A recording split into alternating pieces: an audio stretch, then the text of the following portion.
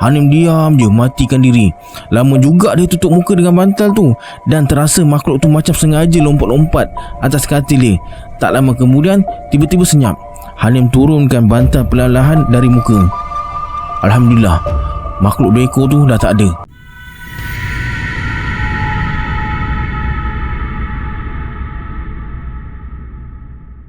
A'udzubillahi minasyaitonirrajim. Bismillahirrahmanirrahim. Assalamualaikum semua, kembali lagi bersama saya Syarul. Terima kasih sebab dah klik video ni. Semoga yang menonton video ni ditambahkan rezeki dan dipermudahkan urusan dunia dan akhirat. Video kali ni saya akan kongsikan himpunan kisah seram volume 6. Kisah apa yang ada dalam volume 6 ni?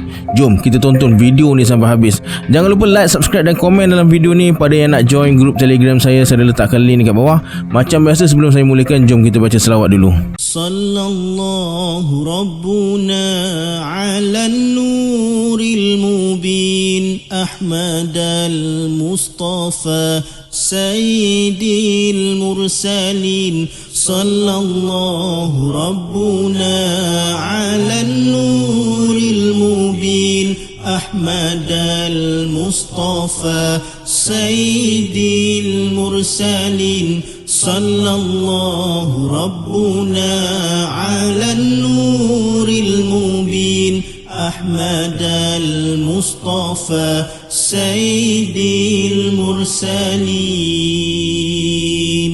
Tanpa buang masa lagi, jom let's jump to Rabak Seram.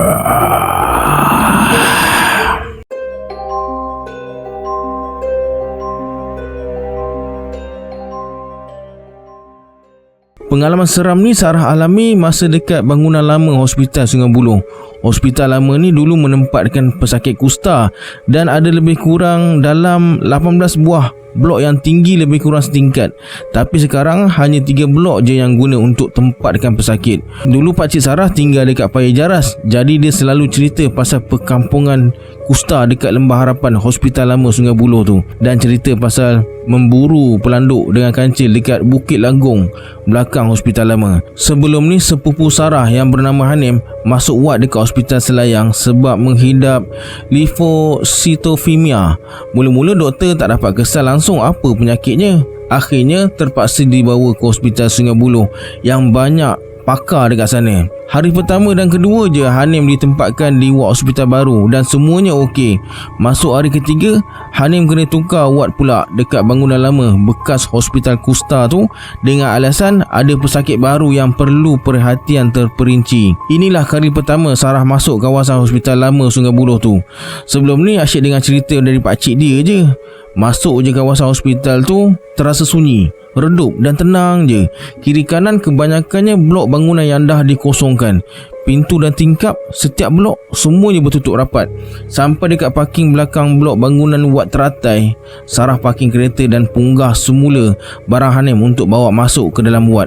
Hanim dah pergi dulu naik ambulan. Memang betul kata pakcik Sarah, hanya 3 buah blok je yang masih digunakan. Yang lain semuanya kosong. Siap je punggah barang, Sarah berjalan menuju ke blok wad teratai. Masa Sarah jalan sepanjang laluan koridor menghala ke wad tu, dia terasa macam ada mata yang memerhati. Seram, sunyi pula tu, tapi dia terus jalan buat tak tahu je walaupun bulu tengkuk dia dah meremang. Sampai dalam wad, Sarah tengok susunan katil dalam tu macam ala-ala tahun 70-an, 80-an dan awal 90-an.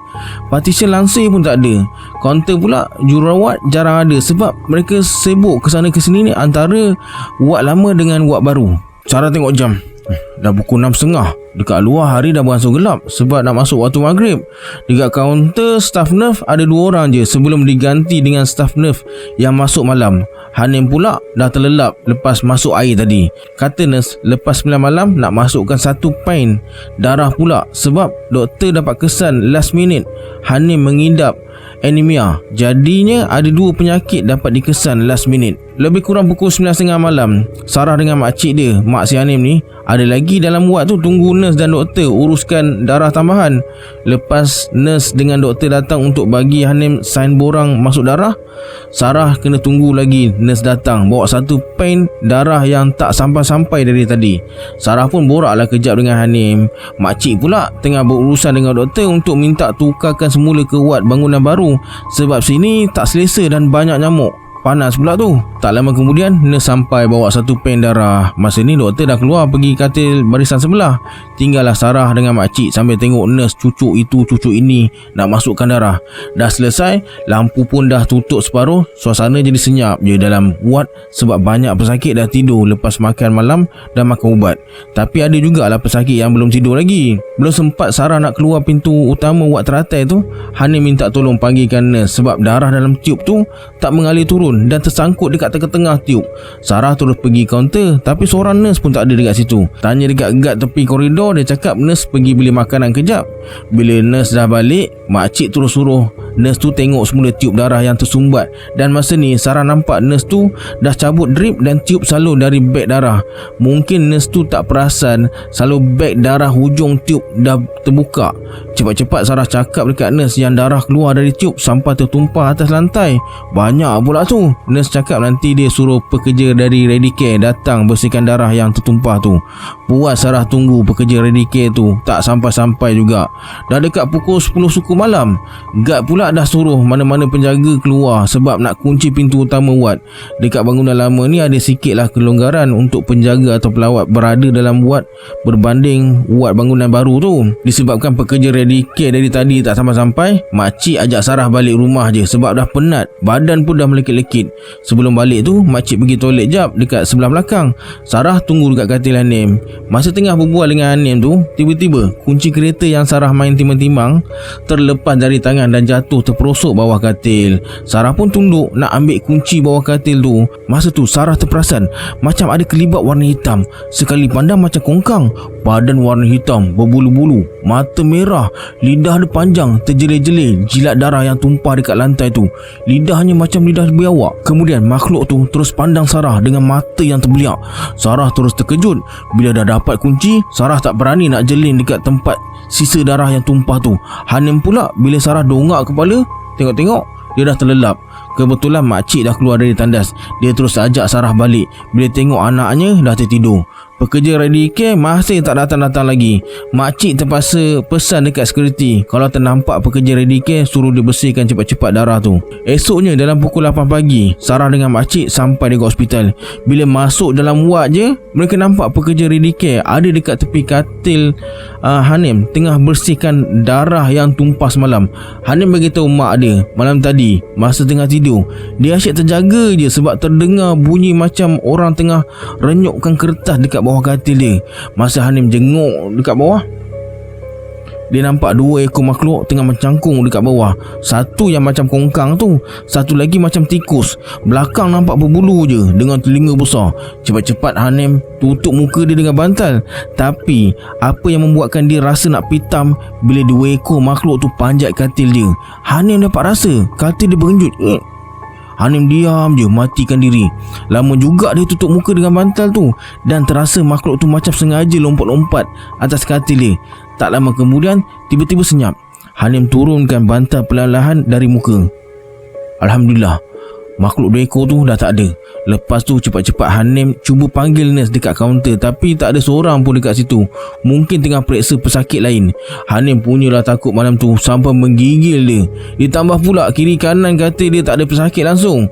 Tu yang jadi bertambah takut. Bila dengar cerita tu, Sarah diam je. Dia tak nak cerita apa yang dia nampak semalam. 2 minggu Hanim duduk dekat ward hospital lama tu. Akhirnya dia dipindahkan semula ke bangunan baru Hospital Sungai Buloh. Lepas kejadian malam tu, dia dah tak diganggu lagi.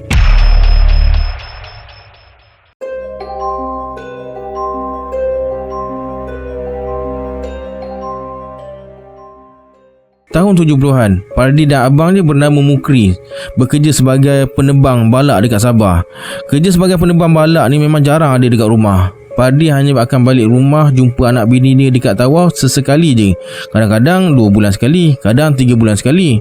Dekat sana, Pardi tinggal di sebuah rumah kongsi balak dalam hutan bersama puluhan rakan sekerja yang lain. Aktiviti waktu siang, tebang balak je lah. Ada masa terluang, mereka akan bersembang, main dam atau memancing belakang rumah kongsi mereka. Pada satu malam, Masa Pardi, Mukri dan 4 orang kawan dia tengah memancing, seorang dari mereka ternampak macam ada seorang perempuan dan seorang budak kecil dekat kawasan rumah kongsi mereka.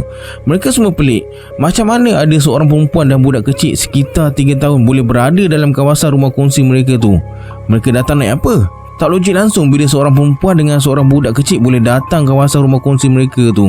Sebab jauh masuk ke dalam hutan tebal yang letaknya lebih kurang 40 km dari jalan besar. Setahu mereka, sekitar kawasan pembalakan tu memang tak ada satu pun kampung. Kampung yang terdekat pun lebih kurang 60 km. Kemudian mereka semua tinggalkan joran dan mula berjalan ke arah rumah kongsi. Sampai dekat rumah kongsi tu, kelibat perempuan dan budak kecil tu dah hilang. Mereka tertanya-tanya pekerja yang ada dekat situ tentang apa yang mereka nampak tadi, tapi seorang pun tak nampak. Pelik. Disebabkan tak puas hati, mereka semua cari perempuan dengan budak kecil tadi, tapi tak jumpa. Kesan tapak kaki pun tak ada. Siapa perempuan dan budak kecil tu? Masing-masing hairan. Ada yang kata itu hantu. Logik juga, kalau dah nampak susuk tubuh dan bila dicari tak ada, dah tentulah hantu. Peristiwa tu tak berakhir macam tu je. 3 hari lepas kejadian tu, malam tu, Pardi dengan kawan-kawan dia pergi memancing dekat belakang rumah kongsi dia. 2 susuk tu muncul semula, tapi kali ni kelibat tu muncul lebih kurang 30 meter dari tempat Pardi dengan kawan-kawannya memancing. Disebabkan jarak yang agak dekat tu, wajah perempuan dan budak kecil tu agak jelas sikit. Bila Mukri perhati betul-betul wajah kelibat tu, dia terkejut besar.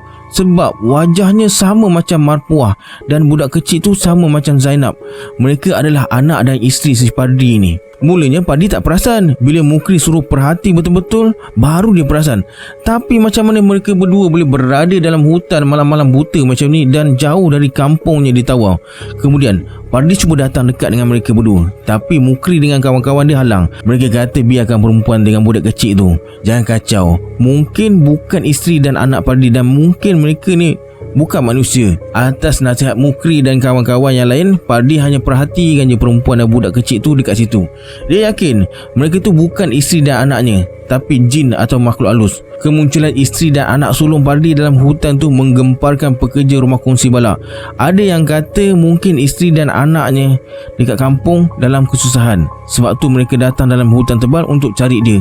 Gangguan paling teruk yang Pardi alami masa kelibat isteri dan anaknya muncul buat kali ketiga. Malam tu Pardi dengan kawan-kawan dia tak pergi memancing. Mereka hanya duduk bersembang je. Pardi pula sibuk baiki peralatan memancingnya. Kemudian dia keluar nak ambil pelayar dalam stor yang terletak beberapa meter dekat tepi rumah. Masa Pardi keluar dari rumah menuju ke stor, dia terkejut bila nampak anak dengan bini dia tercegat depan pintu stor. Isteri dia merayu supaya pulang ke rumah sebab katanya mereka rindukan Pardi. Anak sulungnya selalu menangis, tak henti rindukan dia. Isterinya suruh ikut dia balik kampung sekarang juga. Tanpa fikir panjang, Pardi terus ikut kelibat isterinya masuk celah-celah lorong sunyi menuju ke hutan tebal. Nasib baik ada beberapa orang kawan sekerja dia nampak si Pardi ni. Pardi, kau nak ke mana tu? Kata salah seorang kawan Pardi dari arah rumah kongsi bila nampak dia mula menuju dalam hutan. Tapi Pardi buat tak tahu je. Bila tengok keadaan macam tu, Mukri dengan 6-7 kawan yang lain kejar si Pardi ni dari belakang. Sampai dekat Pardi, Mukri suruh Pardi berhenti. Pardi hanya menoleh je tanpa perasaan. Kemudian dia terus bergerak dalam hutan. Cepat-cepat Mukri tangkap tangan adik dia. Pardi terus meronta-ronta sampai terlepas.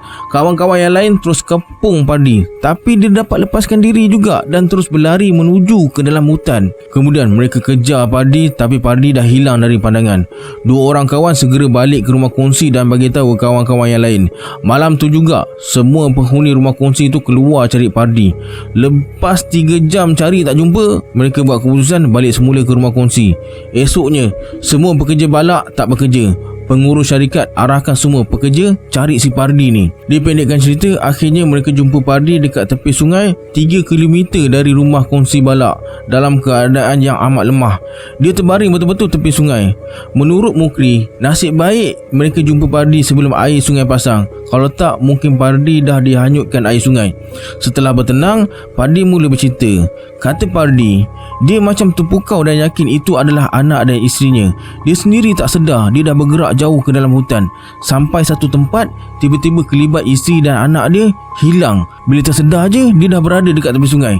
Disebabkan terlalu letih, Pardi minum air sungai dan berehat dekat situ sebelum terlelap keletihan. Lepas kejadian tu, pengurus syarikat tak bagi Pardi dibiarkan bersendirian. Manalah tahu takut-takut jadi lagi kejadian tu.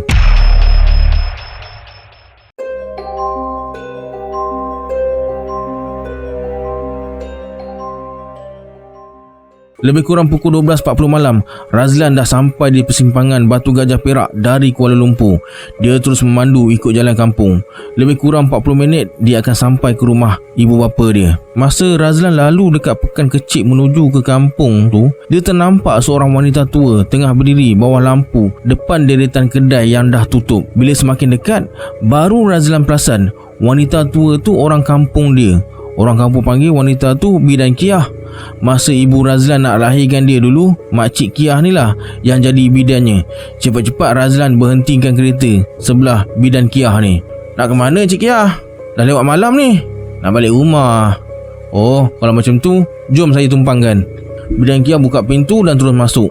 Masa dalam kereta tu, Bidan Kiah kata dia baru lepas bidankan seorang wanita dekat pekan tu.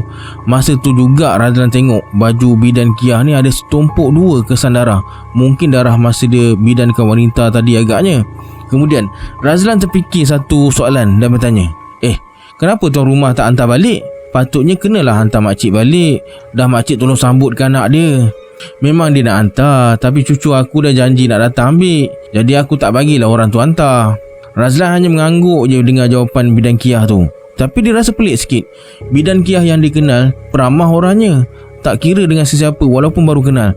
Tapi malam tu Bidan Kiah banyak diamkan diri. Sesekali kepalanya terlentuk dekat cermin tingkap kereta. Orang tua ni mengantuk agaknya. 20 minit kemudian, Razlan berhenti tepi jalan. Lepas ucapkan terima kasih, Bidan Kiah turun dari kereta dan berjalan dalam gelap malam menuju ke rumahnya lebih kurang 20 meter dari jalan besar. Razlan teruskan perjalanan. Masa tengah asyik bawa kereta tu, tiba-tiba Razlan tercium bau kapur barus. Kuat baunya. Razlan tercari-cari dari mana datangnya bau kapur barus tu. Kapur barus Cik Kiah ke tertinggal dalam ni? Masa tu Razlan dah mula rasa meremang. Seram sejuk atas badan. Sebab biasanya kapur barus digunakan untuk orang mati. Bidan Kiah baru lawat orang mati ke? Kalau Cik Kiah melawat orang mati, Razlan tak adalah berapa risau. Yang dia takut ada benda yang ikut bersama dengan kapur barus tu. Perlahan-lahan Razlan perhati cermin pandang belakang. Lega, kerusi belakang kosong. Dia terus tekan minyak supaya cepat sampai rumah. Alhamdulillah, Razlan sampai rumah dengan selamat, disambut oleh ibu ayah dia. Malam tu mereka tak berbual panjang sangat sebab dah lewat malam. Lagipun Razlan dah penat dan mengantuk. Sekadar bertanya khabar je. Malam tu, masa tidur, Razlan mimpi seorang wanita tua yang amat menakutkan. Mukanya hancur. Wanita tu memanggil-manggil nama dia. Razlan.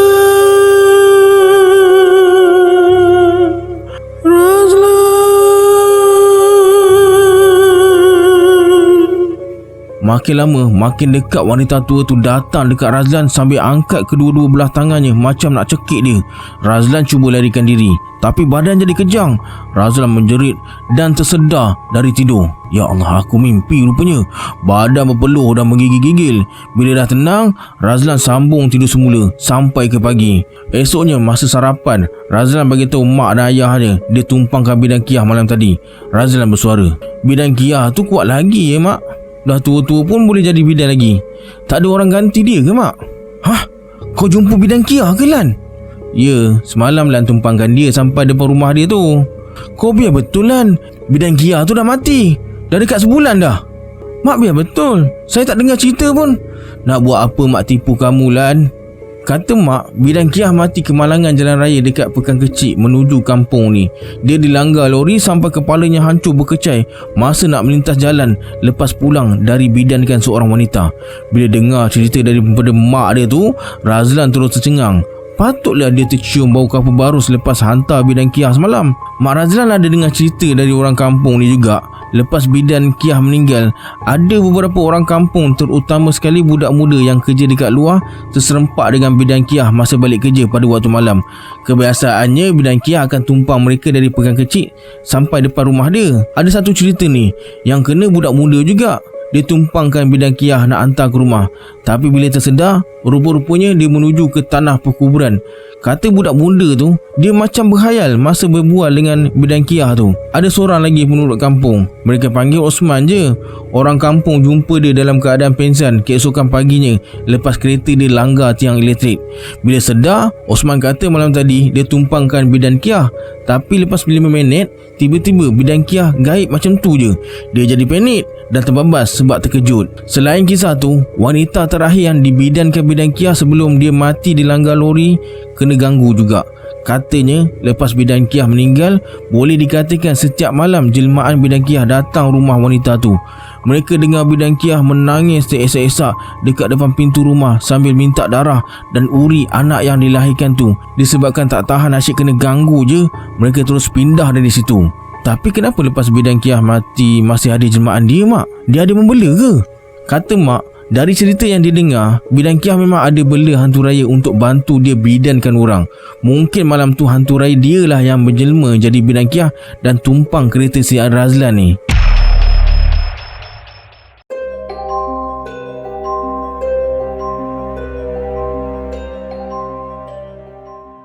Sampai sekarang bila balik kampung dekat Lenggong Perak, mesti Iman perhati pokok kekabu tepi rumah pusaka nenek dia. Pokok tu dah tua betul. Mungkin dah lebih 60 tahun. Dah hanya banyak yang dah kering tapi masih berbuah lagi. Setiap kali pandang pokok kekabu tu, Iman mesti teringat kejadian 20 tahun lepas. Masa tu umur dia 9 tahun. Dia dengan kawan-kawan dia cukup suka main dekat pokok tu yang letaknya lebih kurang 20 meter dari rumah pusaka nenek. Rumah mak pula lebih kurang 40 meter dari rumah nenek dia. Depan pokok kekabu tu ada tanah lapang. Belakang pokok tu pula ada pokok rambutan, gajus, manggis, keladi dan pokok-pokok kecil lain. Belakang pokok-pokok tadi tu ada tali air kecil. Mereka selalu mancing dekat situ. Sebenarnya, mak ayah Iman ni selalu nasihatkan dia supaya jangan main dekat pokok kekabu tu, terutama sekali waktu senja. Katanya dekat situ berpenunggu ada banyak hantu. Hantu kopek, hantu jerangkung, hantu lansui, macam-macam lah hantu tu.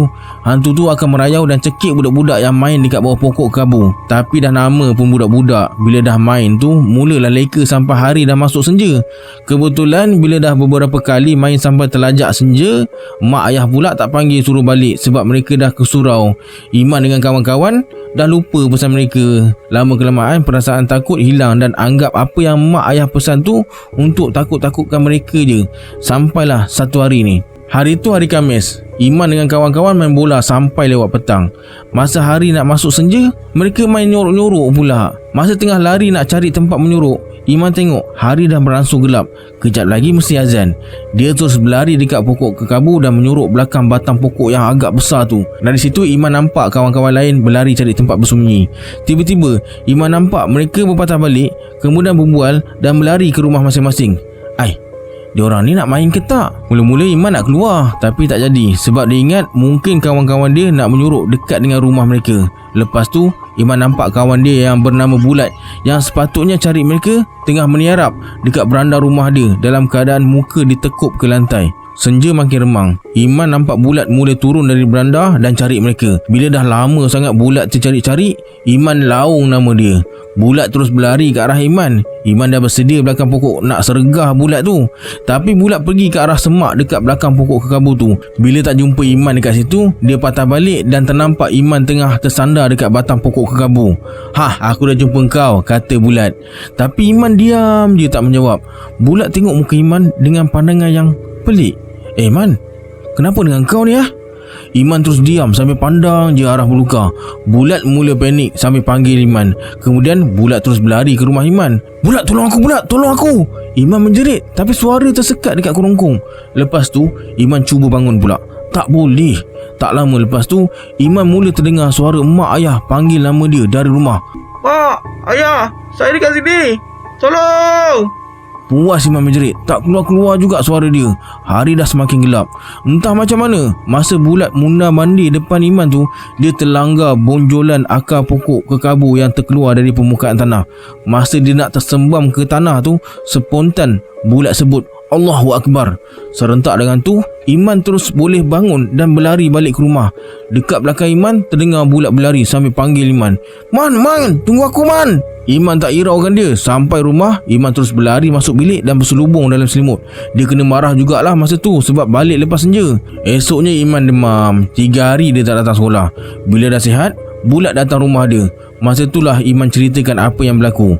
Kata Iman, sebenarnya masa dia dah sedia nak sergah Bulat dari belakang pokok tu, tiba-tiba dia ternampak ada lembaga hitam muncul dari arah tali air. Tubuhnya lebih tinggi dari manusia biasa. Tangannya panjang dan berbulu. Matanya merah, pandang tepat ke arah Iman, macam nak telan dia hidup-hidup. Masa Bulat dah semakin dekat dengan dia, Iman nampak lembaga hitam tu meluru ke arah dia macam kilat, terkam dan tembus masuk dalam badan dia. Tiba-tiba dia tak boleh bergerak. Mata boleh tengok sekeliling, telinga boleh dengar, mulut terkunci tapi badan jadi kaku. Sebab tu bila Bulat jumpa dan panggil nama dia, Iman diam je sebab terasa macam tangan dan kaki diikat pada batang pokok kekabu tu. Nasib baik Bulat terlanggar akar pokok tu dan menjerit sebut Allahu Akbar. Terus terasa ikatan tu terlerai. Saat tu juga Iman nampak lembaga hitam tu keluar dari tubuh dia, melayang ke arah tali air dan terus lenyap. Lepas cerita dekat Bulat, barulah Iman berani cerita dekat mak ayah dia. Apa lagi teruklah dia kena beletih. Nak dijadikan cerita, sebulan kemudian satu kejadian pelik jadi dekat pokok kekabu tu. Kawan sekampung Iman ni, mereka panggil Budin je, hilang beberapa hari. Akhirnya ayah Iman ni jumpa dia tengah duduk sorang-sorang bawah pokok kekabu waktu senja. Masa ayah dia nak ke surau, Budin kata ada seorang nenek tu bawa dia jalan-jalan ke sebuah perkampungan yang indah. Nenek tu bagi dia makan buah rambutan, gajus dan keladi. Lepas tu nenek tu bawa dia ke sebuah rumah besar yang diperbuat dari kayu dan suruh dia rehat atas kerusi dalam taman dekat depan rumah tu. Masa tu Budin nampak ibu, bapa, abang dan penduduk kampung masuk dalam taman dan panggil nama dia. Kata Budin, walaupun dia dah jawab setiap panggilan tu, tapi seorang pun buat tak tahu je. Mereka macam tak dengar. Nenek tu suruh Budin duduk situ dan jangan ke mana-mana sampailah nenek tu izinkan. Kemudian nenek tu bagi Budin makan buah rambutan sampai kenyang. Lepas habis je makan tu, tiba-tiba Budin nampak ayah Iman datang dekat dia. Bila dia tengok keliling, keadaan dah berubah. Nenek tu pun dah hilang, entah ke mana. Masa ayah Iman jumpa Budin tu, sebenarnya dia bukan duduk atas kerusi, tapi atas bonjolan akar pokok kekabu. Dekat depan dia penuh dengan biji dan kulit buah rambutan yang dah buruk. Lepas 2 kejadian tu, mereka dah tak berani main dekat sekitar pokok kekabu tu lagi. Sampailah sekarang, setiap kali tengok pokok kekabu tu, mesti Iman teringat semula kejadian tu. Okey, sampai sini kisah yang dapat saya kongsikan hari ini. Sebelum kita berpisah, anggaplah kisah ni sebagai hiburan semata-mata. Janganlah terlalu mudah percaya. Hanya yang mengalaminya tahu akan kebenaran sesuatu kisah tu. Kita berjumpa di video akan datang. Saya Syahrul. Assalamualaikum. Adios.